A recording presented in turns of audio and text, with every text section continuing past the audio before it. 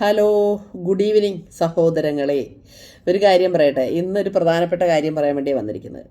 ഇന്ന് എനിക്ക് ഭയങ്കര സന്തോഷമുള്ളൊരു ദിവസമാണ്. എൻ്റെ നമ്മുടെ മാരേജ് ബ്യൂറോയിൽ ഒന്ന് രണ്ട് സെക്കൻഡ് മാരേജുകൾ ഓക്കെ ആയിട്ടുണ്ട്. പിന്നെ ഫസ്റ്റ് മാരേജ് 2 എൻഗേജ്മെൻറ്റുകൾ വരുന്ന ഞായറാഴ്ചയും അതിൻ്റെ പിന്നത്തെ ഞായറാഴ്ചയൊക്കെ സൺഡേയിലും നല്ല നമ്മുടെ എൻഗേജ്മെൻറ്റുകൾ നടക്കുന്നുണ്ട്. ദുബൈയിലും പിന്നെ ദുബൈയിൽ തന്നെ ജോലിയുള്ളവർ 2 പേര്, ഖത്തറിൽ ജോലിയുള്ള ഒരു ആളുകളുടെയൊക്കെ കല്യാണം നടക്കുന്നുണ്ട്. അതിൻ്റെ ഒരു സന്തോഷമുണ്ട്. അത് നിങ്ങളെ അറിയിക്കുകയാണ്. 2 എൻഗേജ്മെൻറ്റ് അവർ ഫോട്ടോ ഇട്ട് തന്നാൽ ഞാൻ തീർച്ചയായിട്ടും ഇതിനകത്ത് ഇടുന്നതായിരിക്കും. കല്യാണത്തിന് എന്തായാലും ഞാൻ പോകും.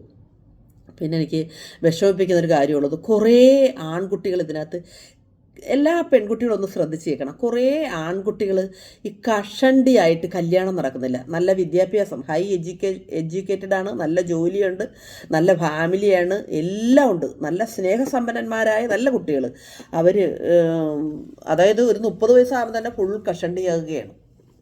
അപ്പം അവരോട് എനിക്ക് പറയാനുള്ളത്, നിങ്ങൾ ഈ കഷണ്ടി പാരമ്പര്യമുള്ളവർ നേരത്തെ തന്നെ ഒരു കല്യാണം കഴിയുന്നത് വരെയെങ്കിലും എന്തോ ഒരു ട്രീറ്റ്മെൻ്റ് ഉണ്ട് ഈ കഷണ്ടി വരാതിരിക്കാൻ വേണ്ടിയിട്ടുള്ളത്. അപ്പം അത് നിങ്ങൾ തീർച്ചയായിട്ടും ചെയ്യാൻ മറക്കരുത്, അല്ലെങ്കിൽ നിങ്ങൾക്ക് കഷണ്ടി വരും. പിന്നെ എനിക്ക് പറയാനുള്ളത്, വിവാഹം കഴിക്കാതിരിക്കുന്ന പെൺകുട്ടികൾ, കഷണ്ടി എന്ന് പറയുന്നത് മാതാപിതാക്കളും കേൾക്കണം, പെൺകുട്ടികളുടെ മാതാപിതാക്കളും കേൾക്കണം. കഷണ്ടി എന്ന് പറയുമ്പോൾ നിങ്ങൾ പെട്ടെന്ന് റിജക്റ്റ് ചെയ്യരുത്. കാരണം ഞാൻ നിങ്ങളുടെ മകനാണെങ്കിൽ നിങ്ങൾ റിജക്റ്റ് ചെയ്യുമോ? നിങ്ങളുടെ മകന് ഒരു കഷണ്ടി ഉള്ളവന് ഒരു പെണ്ണ് കിട്ടണ്ടേ? അത് നിങ്ങളെല്ലാവരും ചിന്തിക്കണം. കഷണ്ടി എന്ന് പറയുമ്പോൾ അങ്ങ് റിജക്റ്റ് ചെയ്ത് പോവുകയാണ്. കഷണ്ടി മനുഷ്യൻ്റെ ഒരു അവസ്ഥയാണ്. ഒരു കാരണവശാലും അതൊരു രോഗമല്ലല്ലോ, അല്ലേ? മനുഷ്യൻ്റെ അവസ്ഥയാണ്. കഷണ്ടി എപ്പോൾ ഉള്ള ആർക്കും വരാം. പാരമ്പര്യമായിട്ടാണ് ഈ കഷണ്ടി കൂടുതലും വരുന്ന പാരമ്പര്യമായിട്ടാണ്. അപ്പോൾ ഒരുപാട് പേര് നല്ല സുന്ദരനായ ആൺപിള്ളേരാണ്, വിദ്യാസമ്പന്നരും നല്ല സൗന്ദര്യവും നല്ല കുടുംബത്തിലൊക്കെ പറഞ്ഞ പിള്ളേർക്ക് കല്യാണം നടക്കുന്നില്ല. അതുങ്ങൾ എന്നെ വിളിച്ച്, ഞാൻ ഓരോ ആലോചനയുടെ കാര്യം പറയുമ്പോൾ, ചേച്ചി ആദ്യം തന്നെ പെണ്ണിൻ്റെ വീട്ടുകാരോടൊന്ന് ആലോചിക്കുക, അവർക്ക് എന്നെ പെൺകുട്ടിക്ക് എന്നെ ഇഷ്ടപ്പെടാന്നൊരു ഭയങ്കര ഒരു പേടിച്ചോർന്ന്, ചേച്ചിക്ക് ഈ കഷണ്ടി വേണ്ട, ആരും ഇഷ്ടപ്പെടാതില്ല, ഇങ്ങനെയൊക്കെ പറയുമ്പോൾ എനിക്ക് ഭയങ്കര വിഷമം തോന്നുന്നു.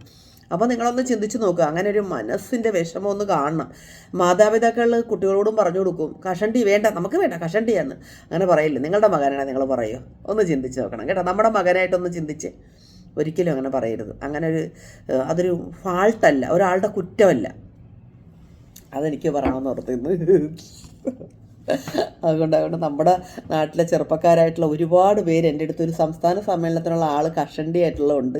അവർ എൻജിനീയറും ഡോക്ടറും ആയിട്ടുള്ള ഒരുപാട് പേര്, ചാർട്ടേഡ് അക്കൗണ്ടൻറ്റ്, അങ്ങനെയൊക്കെ കുറേ ജോലിയിലുള്ളവരുണ്ട്. അപ്പം സാധാരണ സെയിൽസ്മാനുണ്ട്, ഇലക്ട്രീഷ്യനുണ്ട്, ഇലക്ട്രിക്കൽ എൻജിനീയർ, മെക്കാനിക്കൽ എൻജിനീയർ, അങ്ങനെയൊക്കെ പറഞ്ഞ കഷണ്ടി, അക്കൗണ്ടൻറ്റ്, അങ്ങനെയൊക്കെ ഒരുപാട് പേരുണ്ട്. പക്ഷേങ്കിൽ കഷണ്ടി എന്ന് പറഞ്ഞ ഒരൊറ്റ കാര്യം കൊണ്ട് കല്യാണം നടക്കുന്നില്ല. നമ്മൾ കൊടുക്കുമ്പം തന്നെ അവർ റിജക്റ്റ് ചെയ്യുകയും ചെയ്യുന്ന ഒരുപാട് പേര് കൊണ്ട് മാനസികമായി തകർന്നു പോകുന്നുണ്ട്. അതുകൊണ്ട് നമ്മളെ പെൺകുട്ടികളുടെ മാതാപിതാക്കൾ പെൺകുട്ടികളോട് പറഞ്ഞു, കഷണ്ടി ഒരു കുറ്റമല്ല മോനെ, നല്ല ബന്ധമാണ്, ആലോചനയാണെന്നുണ്ടെങ്കിൽ നീ കൈ കൊടുക്ക് എന്ന് പറഞ്ഞു കൊടുക്കണം. നിങ്ങളതിനെ പ്രോത്സാഹിപ്പിക്കണം. അല്ലെ ഒത്തിരി ആൺകുട്ടികൾ കല്യാണം കഴിക്കാൻ നടക്കുന്നത്, അതും ജോലിയും നല്ല നിങ്ങളുടെ പെൺകുട്ടികളെ പൊന്നുപോലെ നോക്കുന്ന സ്വഭാവമുള്ളവരാണെന്ന് നിങ്ങൾ വിചാരിക്കണം. നിങ്ങളെപ്പോഴും ഒരുപാട് എല്ലാം തികഞ്ഞ് ഗ്ലാമറുള്ള ആളെ തിരക്കി പോകുമ്പോൾ ഒരുപക്ഷെ അത് പക്കയായിരിക്കണമെന്നൊന്നുമില്ല. ഇതും പക്കയായിരിക്കണമെന്ന് ഞാൻ ഫുള്ളായിട്ട് പറയുന്നില്ല, എങ്കിലും ഞാൻ ഒരു ഫാക്റ്റ് പറഞ്ഞെന്ന് മാത്രമല്ല, ഒരുപാട് പേര് നല്ലവർ ഈ കഷണ്ടി എന്ന് പറയുന്ന കാര്യത്താൽ തഴയപ്പെടുന്നുണ്ട്. അങ്ങനെ ആരും അങ്ങനെ കാണിക്കരുത് എന്ന് നമ്മുടെ മക്കളോട് പറഞ്ഞു കൊടുത്താൽ മതി. അപ്പോൾ അവരത് സ്വീകരിക്കുമെന്നാണ് എൻ്റെ ഒരു വിശ്വാസം. അതൊരു കുറവായിട്ട് കാണരുത്. അതുകൊണ്ട് എനിക്കിതും ഇന്ന് വീഡിയോ പറയണമെന്ന് ഓർത്ത് കേട്ടാ. എല്ലാം തെറ്റാണെങ്കിൽ ക്ഷമിക്ക്. എന്നാലും കഷണ്ടിയായിട്ട് വരുന്നതും നമ്മുടെ മക്കളാണെങ്കിൽ നമ്മൾക്ക് അവരോടുള്ള മനോഭാവം എന്തായിരിക്കും? നമ്മൾ പ്രസവിച്ച മക്കൾ ഒക്കെ എന്ത് കുറവുണ്ടെങ്കിലും നമ്മൾ അത് ഒന്ന് ചിന്തിച്ചാൽ മാത്രം മതി. കഷണ്ടിയായിട്ടുള്ളവരെ തഴയുന്നത് കൊണ്ട് എനിക്ക് മാനസികമായിട്ടൊരു ബുദ്ധിമുട്ട് തോന്നി. എന്തുകൊണ്ട് യോഗ്യത ഉണ്ട്, പക്ഷേ കഷണ്ടി എന്ന് ഒരൊറ്റ കാര്യം കൊണ്ട് തഴയപ്പെടുന്ന ഒരുപാട് ആൺകുട്ടികളുടെ വിഷമം ഞാൻ കാണുന്നതുകൊണ്ടാണ് ഇതിനകത്ത് ഞാൻ ഇങ്ങനൊരു വീഡിയോ ചെയ്യുന്നത്. കേട്ടാ, ഇതൊരു അവസ്ഥയാണ്, രോഗമല്ല. ഇതൊരു പാരമ്പര്യം പോലെ ചിലർക്ക് കിട്ടുന്നതൊക്കെയാണ്. ഇതാണ് ഇന്ന് എനിക്ക് പറയാനുള്ളത്. പിന്നെ ഈ കല്യാണമൊക്കെ ആകുന്നതിന് നല്ലൊരു സന്തോഷമുണ്ട്. പിന്നെ ഇനിയും കല്യാണങ്ങൾ വരട്ടെ, എല്ലാവരും ആലോചനകൾ കൊണ്ടുവരിക. കുറേ പേരുടെയൊക്കെ നടക്കുന്നില്ല, ചിലരൊക്കെ എന്തുകൊണ്ടും നടക്കാത്തതുണ്ട്. അവരുടെയൊക്കെ പൈസ കൊടുത്ത് ചിലരെയൊക്കെ ഞാൻ പറഞ്ഞു വിടുകയാണ്. മാക്സിമം ഞാൻ പരിശ്രമിക്കും. ഒരാൾ എൻ്റെ അടുത്ത് നിന്ന് പിരിഞ്ഞു പോകുന്നത് എൻ്റെ ആഗ്രഹം. പിരിഞ്ഞു പോകുമ്പോൾ എനിക്ക് എന്തെല്ലാം പറഞ്ഞാലും എനിക്കൊരു സങ്കടമാണ്. എൻ്റെ അടുത്തൊരു വിശ്വസിച്ച് വന്നൊരു ചിലർ കല്യാണം നടക്കാതെ പോകുന്നുണ്ട്. അത് എൻ്റെ കുഴപ്പമില്ല. അവർക്ക് അനുയോജ്യമായത് ചിലപ്പം എൻ്റെ അടുത്തുള്ളത് ചിലപ്പം എൻ്റെ അടുത്തുനിന്ന് കിട്ടാഞ്ഞിട്ടായിരിക്കും കേട്ടോ. അപ്പം നടന്നാൽ എനിക്ക് സന്തോഷം, നടക്കാതെ പോകുമ്പോൾ എനിക്ക് വിഷമമാണ്. അപ്പം മനഃപൂർവ്വം നമ്മൾ കല്യാണം തരാത്തതല്ല, അതും മനസ്സിലാക്കണം. പിന്നെ എനിക്ക് പറയാനുള്ളത്, സാധാരണപ്പെട്ടതായിട്ടുള്ള പെൺകുട്ടികൾ കല്യാണക്കാര്യം കൊണ്ടുവരുമ്പം ഞാനൊരിക്കലും ഫീസ് വാങ്ങാതെ മാക്സിമം നോക്കുന്നുണ്ട്. ഒരുപാട് പേരുടെ ഫീസ് വാങ്ങാതെ, എനിക്ക് ഫീസ് വേണ്ട. അതുപോലെ തന്നെ അതായത് ഒരു പ്രൊഫഷൻ ഇല്ലാതെ ജോലി ചെയ്യുന്നവർ, അതായത് എൻജിനീയർ, ഡോക്ടർ, അങ്ങനെ അല്ലാതെ വരുന്ന താഴേക്കിടുള്ള ജോലി ഉള്ളവരെടുത്തൊന്നും ഞാൻ പൈസ അതനുസരിച്ച് കുറച്ചാണ് മേടിക്കുന്നത്. അപ്പം എനിക്ക് പറയാനുള്ള കാര്യം കല്യാണം നടക്കണമെന്നുള്ളതാണ്. പിന്നെ ഒരുപാട് നിസ്സാര കാര്യങ്ങൾക്ക് വേണ്ടി എല്ലാം തികയട്ടെ എന്ന് പറഞ്ഞിരുന്നിട്ട് കല്യാണം നീട്ടിക്കൊണ്ടുപോകുന്ന ഒരുപാട് പേരുണ്ട്. നക്ഷത്രങ്ങളൊക്കെ നോക്കി അനാവശ്യമായ നോട്ടങ്ങൾ കൊണ്ട് ഒരുപാട് പേര് നീട്ടിക്കൊണ്ടുപോകും. അതൊക്കെ ഒന്ന് ശ്രദ്ധയിൽപ്പെടുക. നമുക്ക് എന്താ പറയുന്നത്, കിട്ടിയ സമയം നന്നായി വിനിയോഗിക്കുക. എല്ലാം തികഞ്ഞ് ഒരാളെയും കിട്ടത്തില്ല. പോരായ്മകളൊക്കെ ചെറിയ പോരായ്മകൾ കാണും. അതൊക്കെ നമുക്ക് ജീവിതത്തിൽ പരിഹരിച്ചു പോകാവുന്നത് മാത്രമേ ആയിരിക്കത്തുള്ളൂ. മദ്യപാനം, മയക്കുമരുന്ന്, പരസ്ത്രീ ബന്ധം, വേലെടുക്കാത്ത സ്വഭാവം, ജോലിക്ക് പോകാത്ത സ്വഭാവം, ഇതൊക്കെയാണ് മാരകമായ സ്വഭാവങ്ങൾ. ഇതൊന്നും അല്ലെന്നുണ്ടെങ്കിൽ നമുക്ക് ഉൾക്കൊണ്ട് പോകാവുന്നത് മാത്രമേ ഉള്ളൂ. അനാവശ്യമായി കണ്ടമാനം ദേഷ്യപ്പെടുകയും കോപിക്കുകയും ഒന്ന് പറഞ്ഞിട്ട് കൈപൊക്കുകയൊക്കെ ചെയ്യുന്ന തരം മാരകമായ സംശയരോഗം, ഇങ്ങനെയുള്ളവരുടെയൊക്കെ കൂടെ ജീവിക്കാൻ ഭയങ്കര പാടാണ്. നമുക്ക് കുറച്ചൊക്കെ സംസാരിക്കുമ്പോൾ മനസ്സിലാവും. പിന്നെ നിസ്സാര കാര്യങ്ങൾക്ക് വേണ്ടി ഒഴിവാക്കാതിരിക്കുക. ഇതൊക്കെ എനിക്ക് പറയാനുള്ളത്. പിന്നെ സെക്കൻഡ് മാരേജ് പറഞ്ഞാൽ കുറേ സെക്കൻഡ് മാരേജ് വരുന്നുണ്ട്. ഈ സെക്കൻഡ് മാരേജ് വരുന്നവരെ എല്ലാവരും ഞാൻ ജെനുവിനായിട്ട് കാണത്തില്ല. സ്വന്തം ചിലരുടെ കുറ്റം കാണും, അത് മനസ്സിലാക്കി പശ്ചാത്തപിച്ച് വരുന്നത്. ഇനി ഒരു ജീവിതം ജയിക്കുമ്പോൾ ഇങ്ങനത്തെ ഒരു ഫാൾട്ട് ഉണ്ടാകത്തില്ല എന്ന് പറഞ്ഞ് വരുന്നവരും ഉണ്ട്. അങ്ങനെയുള്ളവരാണ് ഏറ്റവും കൂടുതൽ നല്ലത്.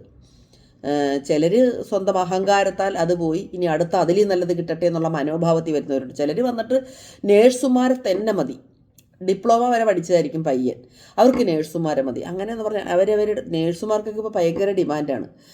ഞാൻ എൻ്റെ അടുത്ത് വന്നവരില്ല ഓരോരോ.